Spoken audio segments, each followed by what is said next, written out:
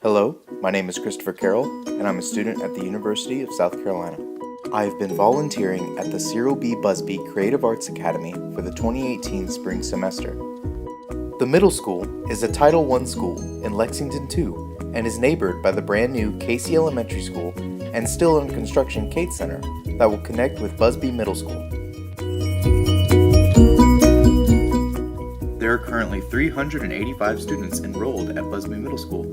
This includes grades 6th through 8th. Of the students enrolled, 217 are male and 168 are female. There are 187 children who identify as Black, 11 who identify as Asian, 57 who identify as Hispanic, 102 who identify as White, 1 student who identifies as American Indian, and 22 who identify as 2 or more races. Of these students, 264 qualify for free and reduced lunch. According to the school, 82.2% of students are in poverty. They have a 94.2% attendance rate. 16.3% of their students have disabilities of some kind. 10.8% of students are served by the Gifted and Talented program, and they have a 0% dropout rate. Personally, when I read about Busbee, I was curious as to how the school worked. The entire student body was smaller than my high school class. Having worked with the students, I've realized with such a small population size, most of the students know one another, and I believe that has fostered a sense of community, and there are far less grouping and isolation occurring amongst the kids. In order to further understand their formative backgrounds, I needed to look at their community of Cayce. I found some of the information on Cayce at the United States Census Bureau website. Unfortunately, much of the data they had is only as recent as 2016 or 2017, and even that data has a margin of error of at least 533 people. The population of Cayce as of 2016 was 13,684. Of them, 6,815 are male and 6,869 are female. Of that group, 81.7% are 18 years or older. 73.3% identify as white, 23.8% identify as Black or African American, 0.7% identify as American Indian or Alaskan Native, 2.6% identify as Asian, 0.3% identify as Native Hawaiian or other Pacific Islander, 0.2% identify as 2 or more other races, and 3.3% identify as Hispanic or Latino. There are 6,026 housing units in Cayce. The median household income is $45,599, and the median home value is $110,800. The home value has risen by 10% over the last year. Cayce is more than just statistics though, and I enjoyed getting to drive through and walk around the community.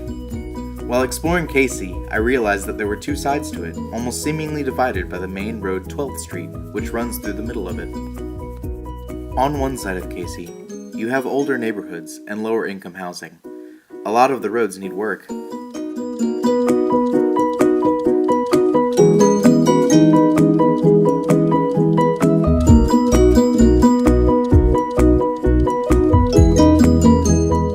Some living areas have been interrupted to make room for new construction.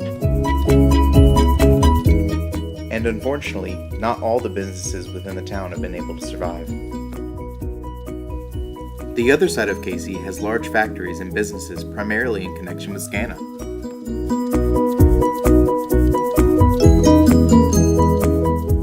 There are also new neighborhoods and better infrastructure, which could be a result of being so close to these major businesses.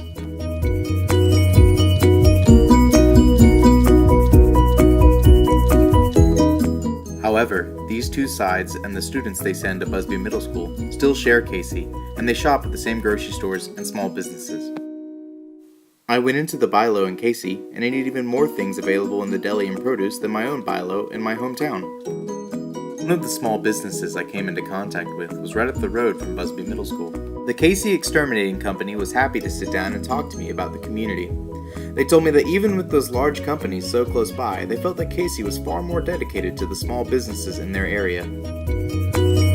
One of the most interesting things I found out about was the Cayce Riverwalk Trail. It spans a large portion of the Congaree River. Overall, I think the knowledge I have learned has helped me to understand where the students of Cayce are coming from. As a potential future teacher, I think that this process of learning both the school and community will become a great asset to help connect with students, no matter what community I'm a part of.